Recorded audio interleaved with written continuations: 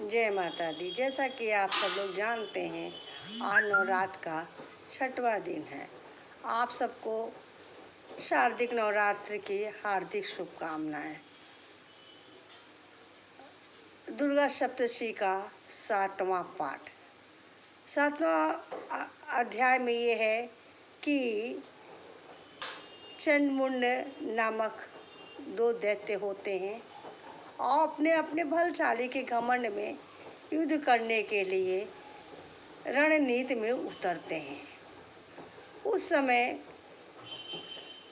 माता ने शिव भगवान को यमदूत बना के भेजा और उनसे जाके कहा कि वो लोग से कहो कि वे चंडमुंड अपने राज्य में वापस चले जाएं। वो युद्ध के लिए परेशान ना हुए, लेकिन कहाँ चंडमुंड मानने वाला था। वो तो अपने मद में चूर हो करके लड़ाई करने के लिए था। महादेव के बहुत समझाने पे जब चंडमुंड नहीं माना, तब शंकर जी ने आके महामाया दुर्गा देवी से कहा कि तुम अब युद्ध के लिए तैयार हो जाओ। चंडमुंड के को मेरे बात के कहने का कोई असर नहीं हो रहा। सब हर देवी देवताओं ने अपने अपने शक्ति से उस देवी के अंदर एक शक्ति भर दी और फिर वह एक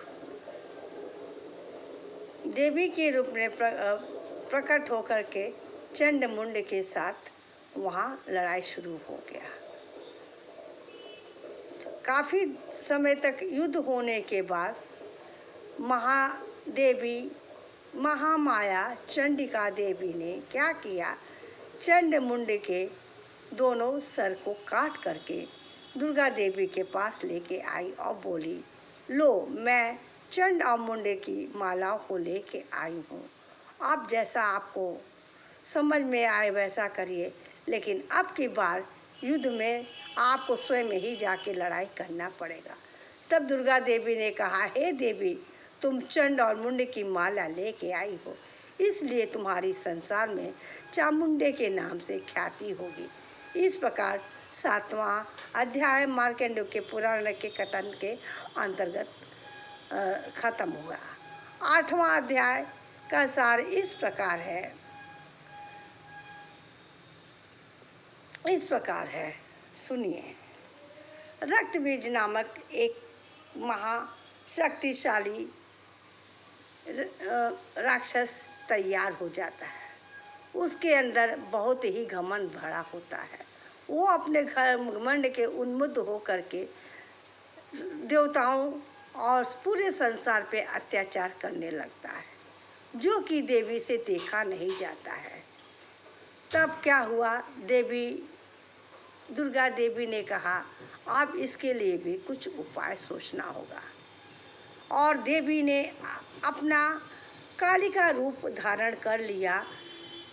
ललाट लाल हो गई, पतली दुबली और काली हो गई, जीभ उनके बाहर निकल आए, आंखें अंदर की धंस गई, एकदम स्वरूप काली का हो गया।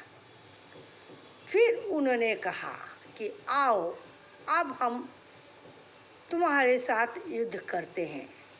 रणभूमि में रक्तबीज का माँ देवी से युद्ध प्रारंभ हो गया।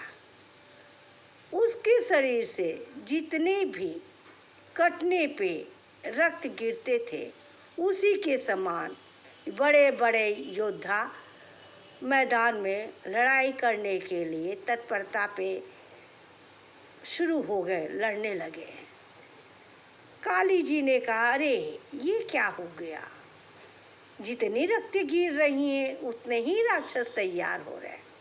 तब दुर्गा देवी ने कहा, हे काली माँ, तुम अपने जीवा को बाहर निकालो और मेरे अस्त्र शस्त्र के प्रहार से जितने भी खून की बूंदें रक्त पे गिर रही हैं, तुम उनको चट करती रहो। और जैसे जैसे रक्त की बूंदें तुम चट करती जाओगी, वैसे वैसे उस रक्त बीज का शक्ति क्षीण होता जाएगा और जब शक्ति क्षीण हो जाएगी तो रक्त की बूंदें कहाँ से बनेंगी और नए नए राक्षस उत्पन्न ही नहीं होंगे। ठीक कालिका देवी ने ऐसा ही किया, जीभ को बढ़ा लिया और जितने ही बूंदें गिरती जाती वो अपने जीवा को पे ले लेती थी। इस प्रकार रक्त बीज की सारी शक्तियाँ क्षीण हो गई और फिर रक्त के समान दूसरा राक्षस उत्पन्न ही नहीं हो पाता था। यदि जो भी कुछ उत्पन्न हुए तो दुर्गा देवी का सवारी सिंह उनको अपने जबड़ा को फैला के चबा जाता था।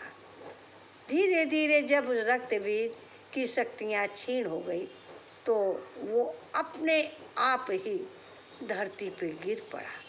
तब दुर्गा देवी ने अपने त्रिशूल से उसका वध कर दिया। क्या भक्तगण आप लोग जानते हैं, देवी अपने उच्च उच्चारण से भी राक्षसों का नाश कर देती है। देवी भी ये जानती है कि आए मेरे अस्त्र शस्त्र से मैं इनका प्रहार करूं। वो मेरे एक शक्तिशाली मुख मंडल का दर्शन कर लें और मेरे अस्त्र शस्त्र से के प्रहार से इनका आत्मा को शांति मिले। आप जैसा कि जानते हैं किसी भी जंग को लोहा ही आसानी से काट सकता है, ठीक उसी प्रकार माँ अपने त्रिशूल से दैत्य गणों को भोग करके लोहा को जंग रूपी को एक तीखीदार तलवार वाली लोहा से काट करके उनको परलोक भेज देती है। माँ का मुख्य उद्देश्य यही होता है त्रिशूल से भी ये तृप्त होके मृत्यु लोक को जाए, क्योंकि कोई भी दुरा आत्मा तभी दूसरी आत्मा में परिवर्तित होते हैं जब उसको मुक्ति मिल जाती है। ये सब मुक्ति का एक ही मार्ग है। किसी भी अस्त्र शस्त्र से जब मनुष्य अपने शारीरिक रूप के अहंकार का नाश कर देता है, उसी तरह देवी त्रिशूल से राक्षसों की रक्षा करके उनको परलोक को भेज देती है। इस प्रकार श्री मार्कंडेय के पुराण के कथन के अंतर्गत 9वां अध्याय पूरा हुआ। एक बार मैं फिर सब आप लोग को नवरात्रि की शुभकामनाएं देती हूँ। दुर्गा मई माँ हम सबका मंगल करे। रीता टेस्टी चैनल आप सबका स्वागत करता है। हार्दिक शरद नवरात्र का जय माता दी।